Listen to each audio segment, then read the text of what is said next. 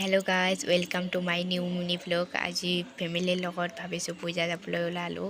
এই যে ব্লগ নহ'লে আজি দেখুৱাম আপোনালোকক ক'ত ক'ত যাওঁ। এতিয়া বেংগললৈ আহিছোঁ। বেংগল মানে জোৰাইমূৰ বুলি কয়। এই ঠাইখিনি বহুত ধুনীয়াকৈ লাইটিং কৰিছে। এই যে পূজা মণ্ডপটো বহুত ধুনীয়াকৈ সজাইছে।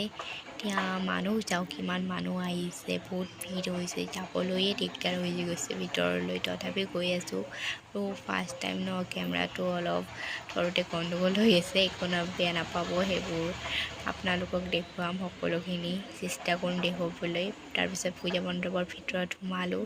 এই ঠাকুৰ কৰিছে ইয়াত বহুত ভাল লাগিছে। এটা প্ৰকৃতিৰ দৃশ্য দাঙি ধৰিছে।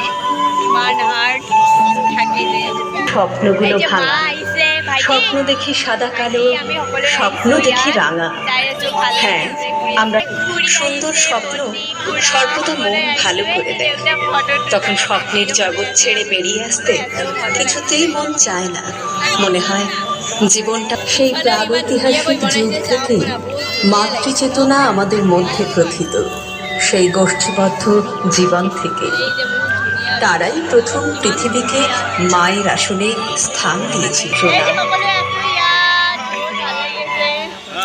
সকলোৱে ইমান ভাল লাগিছে। এতিয়া আহিছো আৰু সকলোৱে যাই আছো। কম আৰু এই যে ভানুকুমাৰী হয় এইখন।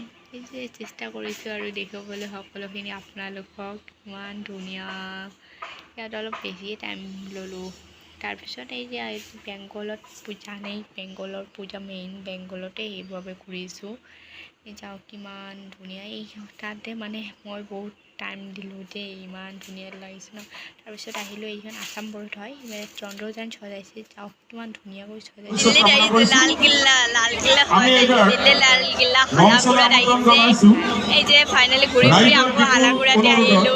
যাওঁ, বহুত ধুনীয়া আছে।